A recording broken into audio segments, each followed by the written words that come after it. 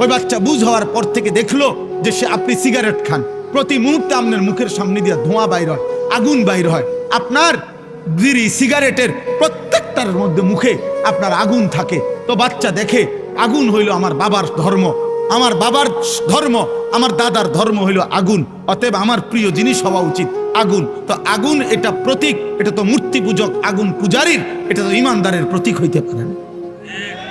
আপনি সন্তানকে কি শিখাইলেন? আপনি কি শিখাইলেন বলেন?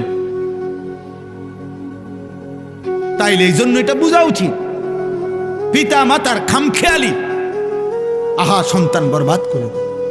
হাসরের ময়দানে, হাসরের ময়দানে ওই মা বাপ, ওই অভিভাবক যাদের কারণে তাদের অনুসারীরা, অনুগতরা, সন্তানরা জাহান্নামী হবে, খোদার কসম তারা যে যার কারণে জাহান্নামী হইছে, যাকে দেখে, যাকে অনুসরণ করে, আল্লাহর কসম সে তাকে ডাক দিবে, আল্লাহকে বলবে, আল্লাহ আমার আব্বারে দেখতে চাই, আমার ওই নেতাটারে আমার একটু দরকার, আমার ওই দোস্ত তারে আমার একটু দরকার, আমার মাকে আমার একটু দরকার।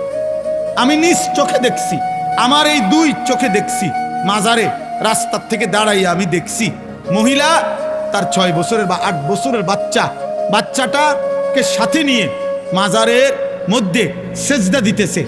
মহিলা বাচ্চাটা দিতে চায় না, মহিলা এমনি মাথাটা জাঁতা দিয়া, চাপ দিয়া বাচ্চাটাকে সেজদা করাইছে। হায় মা, তুই কি করলি? তুই মা করলিটা কি? তুই তোর ছেলেটাকে মুশরিক বানায় দিলি। আল্লাহ তাআলা যার রক্তে ঈমান দিছিলেন, যাকে সৃষ্টি লগ্নে আল্লাহ ঈমানের নিয়ামত দিয়ে দিছিলেন, আল্লাহকে মানার, তুই মা তাকে মুশরিক বানায় দিলি। মা কি করলা? মা তুমি ছেলেটাকে কি করলা? তুমি সুদের টাকা নিয়ে ছেলে মানুষ করছেন কেন? আপনি বুঝের ছেলে বুঝে না? বর্তমান সময়টা তো এমন, এখন আরো বেশি। 4 বছরের বাচ্চা যা বুঝে, আগের দিনে 40 বছরের ব্যাড হইতে এত বুঝতো না। 5 বছরের বাচ্চা পৃথিবী এখন যা বোঝে, 50 বছরের বুড়া বিয়াও দুনিয়া এত বুঝে না, দুনিয়া এত বুঝে না। অতএব আমাদের এই সচেতনতা ভীষণ দরকার। আপনারা গ্রামের মানুষ বলে, আপনারা গ্রামের মানুষ এই সমস্ত নয়সয় কথা বলে খামখেয়ালি করেন না। বাপ, আমি অনুরোধ করছি, এই বাপ, গ্রামে থাকেন আর শহরে থাকেন, সম্পদ কম থাকুক আর না থাকুক, অভাবে থাকেন আর প্রাচুর্যে থাকেন, মৃত্যু আসবেই, কবরে যেতে হবেই, আখেরাতে মুখোমুখি আল্লাহর হতে হবেই, আল্লাহর মুখোমুখি হইতে হবেই, মালাকুল মউত আমাদেরকে নিয়ে যাবেই। এই আমি আপনাদের সামনে কোরআনুল কারীমের যে আয়াতগুলো পড়ছি, এই আয়াতগুলো আমি একটু ব্যাখ্যা পরে করতেছি, আগে তর্জমাটা শুধু শোনেন, তাইলে আপনি বুঝবেন। শুধু অনুবাদটা শোনেন আল্লাহ কি বলেন।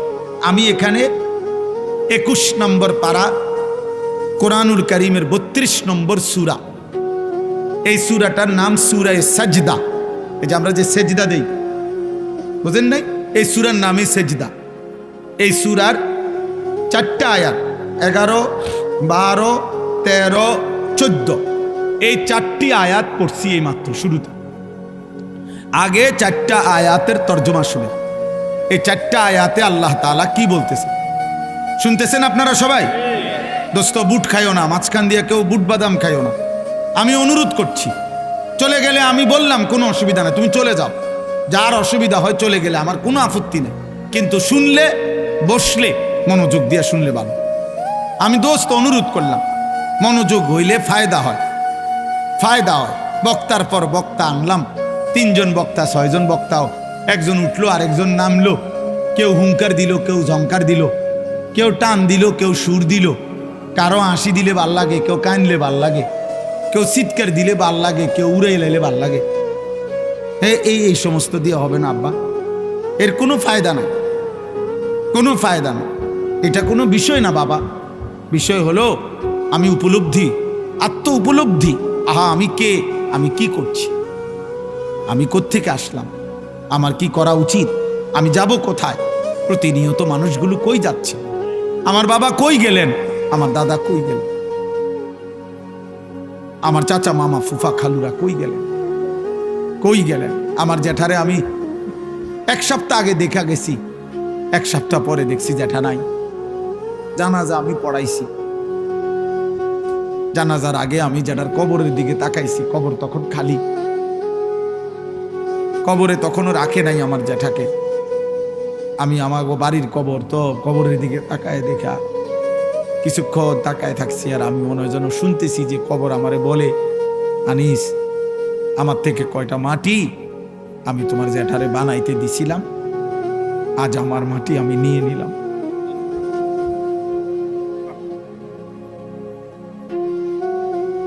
আজ আমি আমার মাটি আমি নিয়ে নিলাম। হুজুর বলতেছিলেন আমার আব্বারে দেখছেন, মহব্বত করতেন। আমার আব্বা এমন সুন্দর সাজতেন, লম্বা সুন্দর সুপুরুষ ছিলেন। আমার বাবা,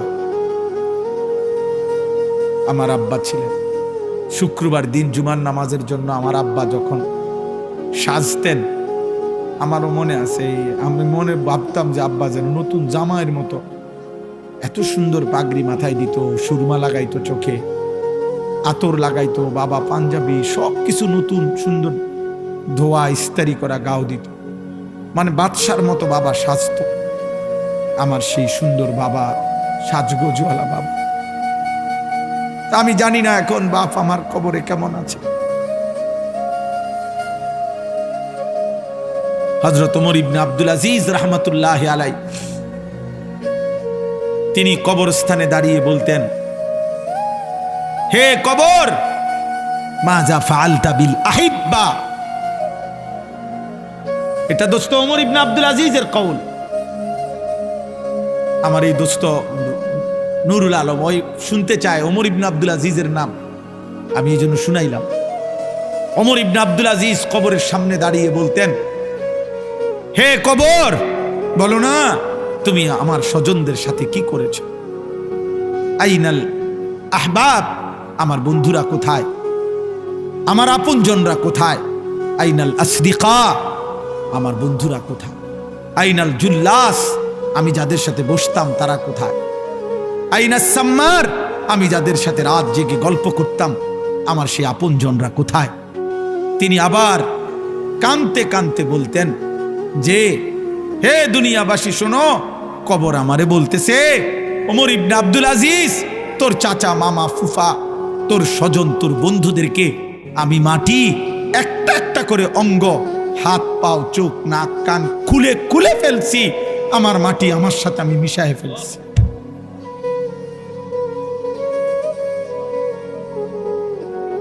আমার মাটি আমি আমার সাথে মিশায় ফেলছি।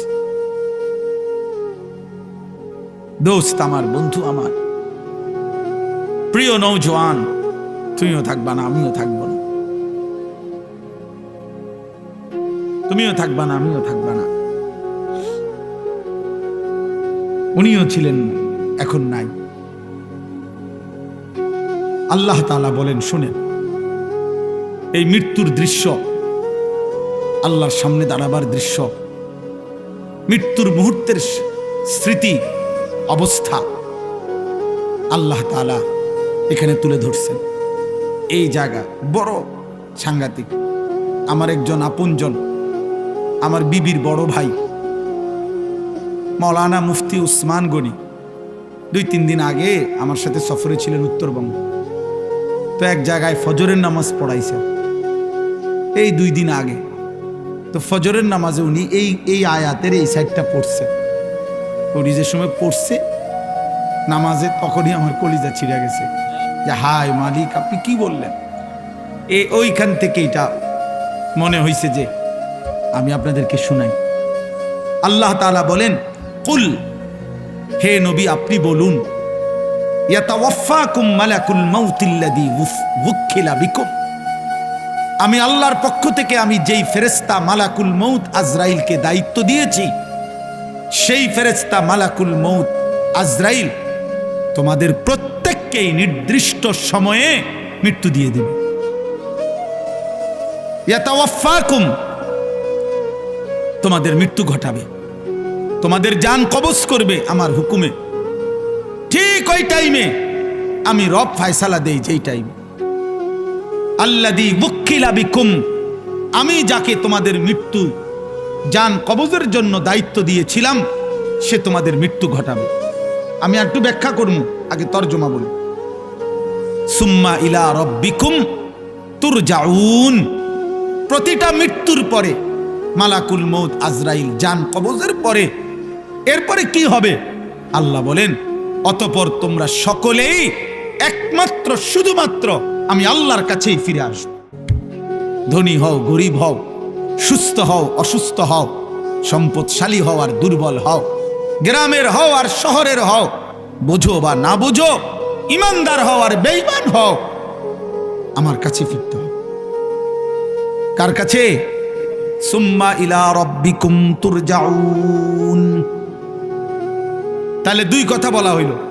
এক, হে নবী আপনি বলে দেন তোমাদের প্রত্যেককে আমি আল্লাহর পক্ষ থেকে নির্ধারণ করা মালাকুল মউত আজরাইল জান কবজ করবে, মৃত্যু দেবে, অতঃপর তোমাদের সকলকেই আমি আল্লাহর কাছে ফিরতে হবে, আসতে হবে। গেল এটা। এবার দ্বিতীয় আয়াত আল্লাহ তাআলা বলেন, ওয়ালাউ তারা ইদিয যালিমুনা নাকিসু রুউসিহিম ইনদা রাব্বিহিম। হায় বন্ধু, আপনি যদি সেই দৃশ্যটা একটাবার দেখতেন। আল্লাহ মহব্বত করে নবীকে বলতেছেন, বন্ধু আপনি যদি ওই দৃশ্য দেখতেন, ওয়ালাউ তারা, যদি আপনি দেখতেন, ইদিল মুজরিমুনা, সমস্ত পাপী নাফরমান কাফের মুশরিক মুনাফিক বেঈমান অবাধ্য আল্লাহর দুশমন, আল্লাহর এক এক হুকুমের লঙ্ঘনকারী, নামাজ নাই, বন্দিগি নাই, ঈমান নাই, সেজদা নাই, গোলামি নাই, হালাল হারামের পার্থক্য নাই, চুরি ডাকাতি জিনা ব্যভিচার মদ জুয়া বেপরদিগি বেহায়াপনায় জীবন শেষ করছে যারা, আল্লাহ বলেন আপনি যদি এমন একটা একটা পাপীকে আপনি যদি দেখতেন, না কিসু রুউসিহিম ইনদা রাব্বিহিম, প্রত্যেকেই কিভাবে আমি আল্লাহর সামনে নিজেদের মাথা নুয়ে মাথাটা নিচের দিকে দিয়ে দাঁড়িয়ে আছে। সেদিন আমি আল্লাহর সামনে চোখ তুলে তাকাবে, সেদিন আমি আল্লাহর চোখের দিকে তাকিয়ে একটা প্রশ্নের উত্তর দিবে, সেদিন আমি আল্লাহর মুখোমুখি হলে আমার দিকে চোখ ফিরে দেখবে। খোদার কসম আল্লাহ বলে, বান্দা এই সক্ষমতা থাকবে না, এই সক্ষমতা থাকবে না, এই সক্ষমতা থাকবে না। আল্লাহ এবার বলেন, তো মাথা নিচের দিকে দিয়ে নাফরমান চোখের পানি ফেলতে ফেলতে বলবে, রব্বানা আবসারনা ওয়া সামি'না, আল্লাহ জাহান্নামের দৃশ্য যা দেখার তা তো দেখলাম, যা শুনবার আযাবের ঘোষণা তা তো শুনলাম, ফারজি'না, অতএব মাওলা আপনার কাছে মুখোমুখি হয়ে মাথা নিচের দিকে নামিয়ে অপরাধী হিসাবে স্বীকৃতি দিয়ে আজ শুধু একটা আবদার, আমার একটা বারের জন্য দুনিয়ায় ফেরত দেন, আর একবার আমারে দুনিয়ায় যেতে দেন, না আমাল সালিহান, এবার গেলে সত্যি সত্যি আমি নেক আমল করব, গুনাহ ছাড়ব, সেজদা দেব, আপনার গোলামি করব। কেন? ইন্না মুকিনুন, আজ আমি আখিরাত বিশ্বাস করছি, আজ আমি কবর বিশ্বাস করছি, আজ আমি হাসর বিশ্বাস করছি, আজ আমি জান্নাত জাহান্নাম বিশ্বাস করছি। অতএব আপনি আমারে আরেকবার দুনিয়ায় ফেরত যেতে দেন। আল্লাহ তাআলা এবার তৃতীয় আয়াত আল্লাহ তাআলা বলেন, আল্লাহ জবাব দিবেন, ওয়ালাউ শি'না লাআতাইনা কুল্লা নাফসিন হুদাহা।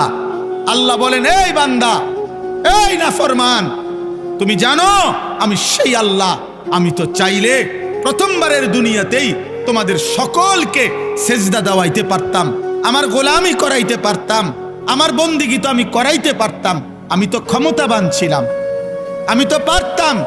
আমার এক সুতা নাফরমানি করে এক ঢোক পানি তো পান করতে পারতা না। আমি চাইলে আমার বিরোধিতা করে, আমার হুকুমের লঙ্ঘন করে এক সেকেন্ড আমার নিঃশ্বাস নিতে পারতা না, হৃদয়ের স্পন্দন চলতো না।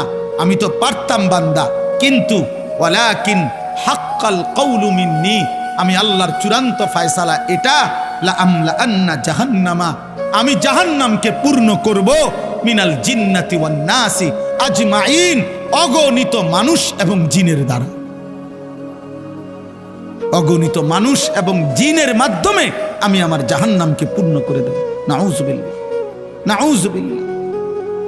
আল্লাহ বলছেন এই জন্য আমি তো সকলকে চাইলে দুনিয়াতে, আচ্ছা বলেন আমরা যারা এখানে আছি এক ওয়াক্ত নামাজ পড়ি না, আল্লাহ চাইলে আমাদেরকে নামাজ পড়াইতে পারবে না? আমরা যারা আল্লাহর নাফরমানি করি, আমাদের আল্লাহ চাইলে আমাদেরকে আল্লাহর অনুগত বান্দা হিসাবে দুনিয়া চালাইতে পারবে না? আমরা আল্লাহ আমাদের সাথে কুলাবে না? কথা বলেন না কেন? আল্লাহ আমাদের সাথে পারবে না? আল্লাহ তাআলা বলেন ফাযুকু, এই দেখেন শেষ আয়াত, ফাযুকু বিমা নাসিতুম লিকা ইয়াউমিকুম হাদা। অতএব হে বান্দা, এটা সাংঘাতিক কথা, হে আমার নাফরমান বান্দা, জাহান্নামের আযাব ভোগ করো। আজকে নাসিতুম লিকা ইয়াউমিকুম হাদা, এই আখিরাত, এই পরকাল, এই হাসরের মাঠ তুমি দুনিয়ায় থাকতে ভুলে গিয়েছিলে। কত লক্ষবার তোমার কাছে আমি পৌঁছাইছি, কত ইমাম, কত আলেম, কত ওয়াইজ, কত আউলিয়া, কত পীর, কত বুজুর্গ, আল্লাহর প্রিয় বান্দা চোখের পানি ফেলে ফেলে তোমারে বলছিল তুমি টোটালি আখিরাত ভুলে গেছো, গুনার নাফরমানির উৎসব করছো, গুনার নাফরমানির জোয়ার উঠায় দিছো। তুমি যেমন সেদিন দুনিয়ায় থাকতে আজকের আখিরাতকে ভুলে গিয়েছো। আল্লাহ বলেন ইন্না নাসিনাকুম, আজ আমি আল্লাহ তোকে ভুলে গেলাম।